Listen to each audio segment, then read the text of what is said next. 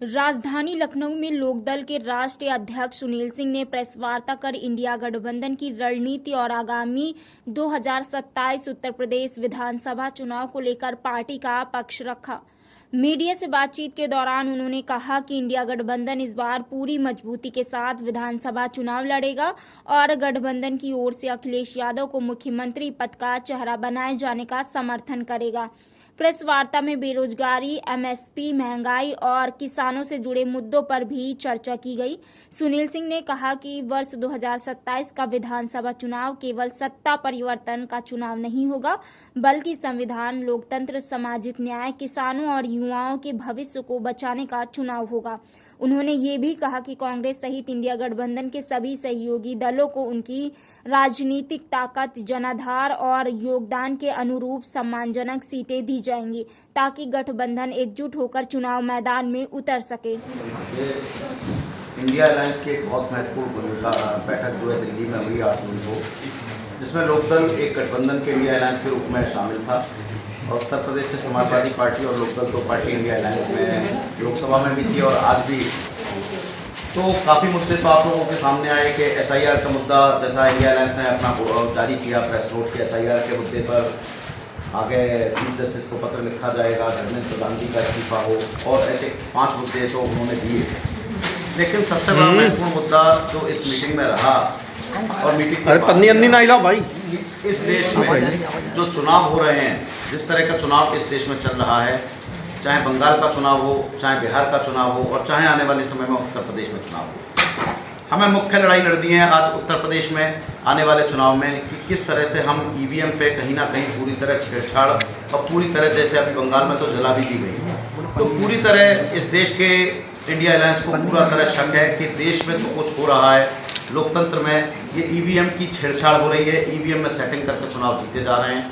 और जब तक बैलेट पेपर पर चुनाव नहीं होगा, जब तक चुनाव बैलेट पेपर पर ना हो, या अगर ईवीएम के बाद में वीवीपैट की सारी पर्चियाँ ना गिनी जाएँ, तब तक इस देश में निष्पक्ष चुनाव संभव नहीं है।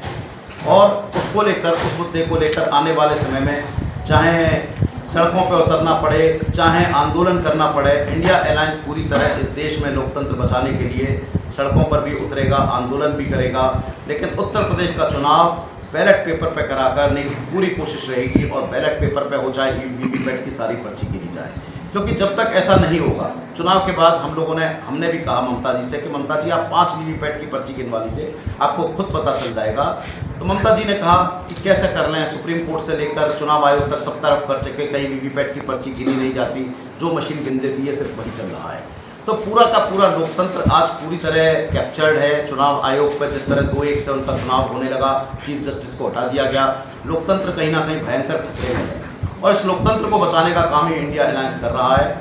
तो एक महत्वपूर्ण तो विषय ये है कि आने वाले समय में इंडिया अलायंस पूरी तरह कोशिश करेगा कि ईवीएम के लिए सड़कों पर उतरेगा, कि बैलेट पेपर से चुनाव हो, मुख्य मुद्दा इंडिया अलायंस का रहेगा ताकि निष्पक्ष चुनाव रहे।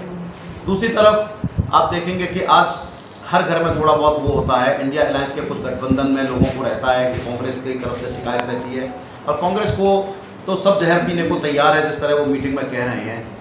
लेकिन हमें भी सोचना होगा कि चाहे बिहार का चुनाव हो, चाहे बंगाल का चुनाव हो, जिस तरह के हालात बने वो उत्तर प्रदेश के चुनाव में ना बने और आगे चुनावों में ना बने। तो एक कहीं ना कहीं हम में से जितनी रीजनल पार्टी शामिल हैं, कोई ऐसा दल नहीं है कि कश्मीर से लेकर कन्याकुमारी तक या मणिपुर से लेकर बम्बई तक अपनी उपस्थिति रखता हो। तो इसमें कांग्रेस की महत्वपूर्ण भूमिका है और हमने बैठक में कहा कि हम रीजनल पार्टी कांग्रेस को इतना ना दबाएं कि कांग्रेस सफोकेट हो जाए। तो कहीं ना कहीं हमें फॉर्मूला निकालना पड़ेगा कि जो मेन पार्टी है उसको भी कम से कम 50% सीटें दे ताकि उसका भी सम्मान रहे। इसमें विधानसभा के चुनाव होने वाले हैं, अब समय कम बचा है, लेकिन ईवीएम पे एक बार फिर सवाल उठाए जा रहे हैं। हमारे साथ लोकदल से सुनील सिंह मौजूद है, बात करेंगे। सर, ईवीएम पे सवाल खड़े कर रहे हैं, लेकिन केंद्र सरकार कहती है कि गलत नहीं है, जहां चुनाव वो हार जाते हैं तो कह देते हैं कि ईवीएम पे सवाल उठा देते हैं। मैंने कहा चोर भी चोरी करता है। अगर आपके पर्स से कोई चोर पैसे निकालेगा और वो आपके साथ का ही होगा तो सारे पैसे नहीं निकालेगा, 4 नोट में से 2 निकालेगा, 1 निकालेगा, बाकी 2 छोड़ देगा ताकि आपको पता ना चले।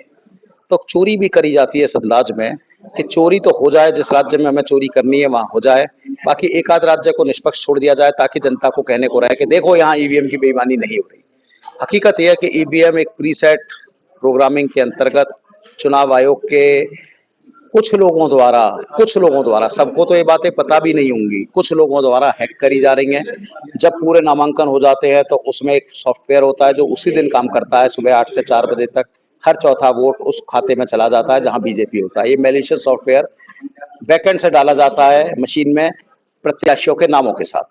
तो ये ईवीएम एक मैनेज मशीन है और यही कारण है कि दुनिया के 6 देश भी इसको इस्तेमाल नहीं करते। जिन देशों ने बनाया वो भी इस्तेमाल नहीं करते। ये ठीक है कि इसको लाने का काम कांग्रेस ने किया, लेकिन उसका उद्देश्य कोई बेईमानी करना नहीं था। और अगर कांग्रेस बेईमानी करती तो आज भारतीय जनता पार्टी इस देश में सरकार नहीं बना रहा होता। उद्देश्य अच्छा था कि चुनाव जल्दी हो जाए, रिजल्ट जल्दी आ जाए, लेकिन उद्देश्य ये नहीं था कि आप वीवीपैट की पर्चियां ना गिनवाएं। बाद में क्या हुआ, संवैधानिक संस्थाओं ने ये कहा कि 5 जगह की पर्ची गिन दी जाए। और सबसे बड़ा मजाक का विषय ये है कि अगर 5 जगह की पर्चियां विपरीत मिली तो भी बस 5 जगह के वोट ठीक किए जाएंगे, चुनाव को कैंसिल नहीं किया जाएगा। ये बड़ा एक अजीब विषय है कि आप ईवीएम में वीवीपैट की पर्चियां गिनवा रहे हैं, लगा रहे हैं, लेकिन उनको गिन नहीं रहे। और कहीं ना कहीं देश की जनता, देश का लोकतंत्र देख रहा है कि बेईमानी हो रही है। तो बेहतर है कि वीवीपैट की पर्ची गिनी जाए या बैलेट पेपर से चुनाव हो, और अगर जरूरत पड़ेगी तो इंडिया गठबंधन इसको लेकर सड़कों पर उतरेगा। अभी हाल ही में पश्चिम बंगाल में चुनाव हुआ है, नतीजे सबके सामने थे।